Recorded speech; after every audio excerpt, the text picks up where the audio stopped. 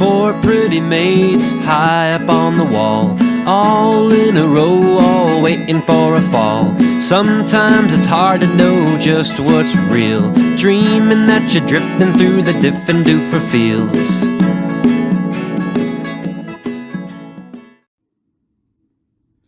Hooray for Diffendoofer Day by Dr. Seuss, with some help from Jack Berlutsky and Lane Smith. I've always lived in Dinkerville. My friends all live here too. We go to Diffendoofer school. We're happy that we do. Our school is at the corner of Dinkzuber and Dinkzot. It looks like any other school, but we suspect it's not.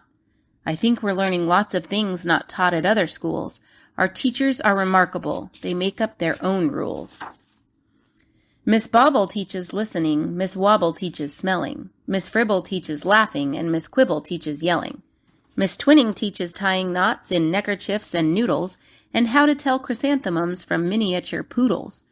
Miss Vining teaches all the ways a pigeon may be peppered, and how to put a saddle on a lizard or a leopard. My teacher is Miss Bonkers. She's as bouncy as a flea.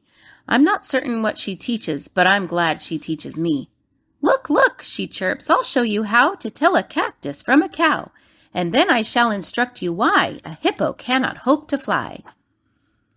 She even teaches frogs to dance and pigs to put on underpants.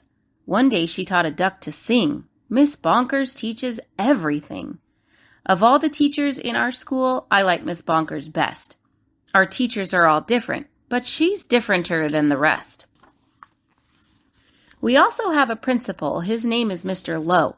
He is the very saddest man that any of us know. He mumbles, "Are they learning this and that and such and such?" His face is wrinkled as a prune from worrying so much. He breaks a lot of pencil points from pushing down too hard, and many dogs start barking and as he mopes around the yard. We think he wears false eyebrows. In fact, we're sure it's so.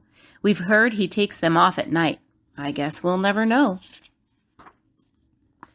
But we know he likes Miss Bonkers. He treats her like a queen. He's always there to watch her when she's on the trampoline. There are many other people who make Diffendoofer run. They are utterly amazing. I love every single one. Our nurse, Miss Clot, knows what to do when we've got sniffles or the flu. One day I had a splinter, so she bandaged me from head to toe. Mr. Plunger, our custodian, has fashioned a machine, a super-zuper flooper-doo. It keeps the whole school clean. Our music teacher, Mrs. Fox, makes bagpipes out of straws and socks. Our art instructor, Mr. Breeze, paints pictures hanging by his knees. In science class with Mr. Katz, we learn to build robotic rats. In gym, we watch as Mr. Bear hoists elephants into the air. Miss Loon is our librarian. She hides behind the shelves and often cries out, "Louder!" when we're reading to ourselves. We have 3 cooks, all named McMunch, who merrily prepare our lunch. They make us hot dogs, beans, and fries, plus things we do not recognize. And as they cook, they sing their song, not too short and not too long. Roast and toast and slice and dice, cooking lunch is oh so nice. We were eating their concoctions, telling jokes and making noise, when Mr. Lowe appeared and howled, "Attention, girls and boys!"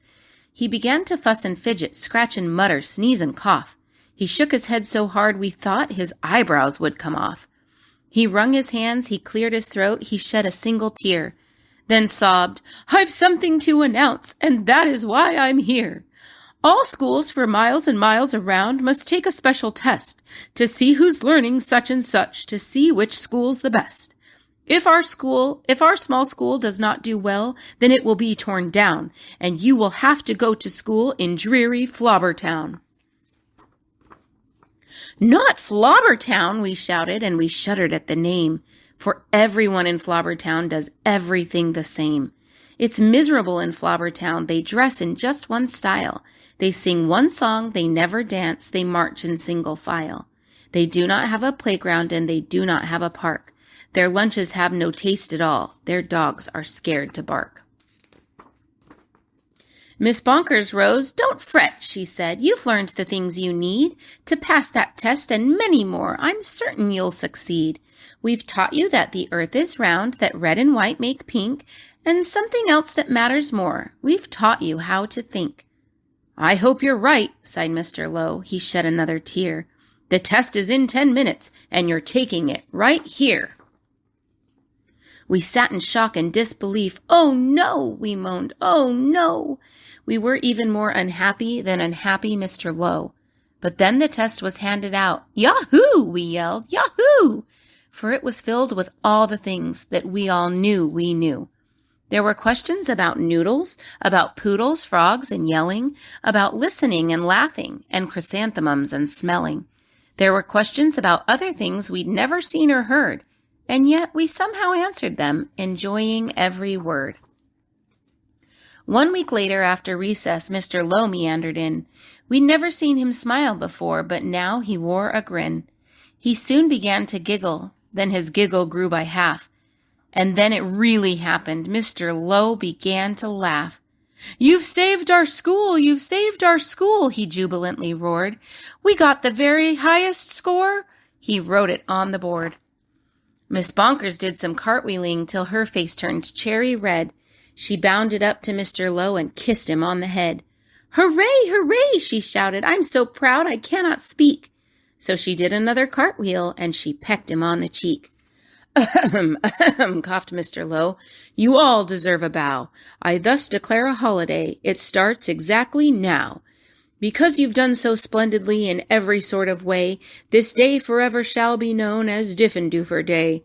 And furthermore, I promise I won't ever wear a frown, for now I know we'll never go to dreary Flobbertown." Then we held a celebration. There was pizza, milk, and cake. Like everyone, I ate too much and got a bellyache. We laughed and whooped and hollered the entire school day long. Then we all sang triumphantly the Diffendoofer song. "We love you, Diffendoofer School, we definitely do. There surely is no other school that's anything like you. You're gribulous, you're grubulous, each day we love you more. You are the school we treasure and unceasingly adore. Oh, finest school in Dinkerville, the only one as well. We love you, Diffendoofer School, much more than we can tell.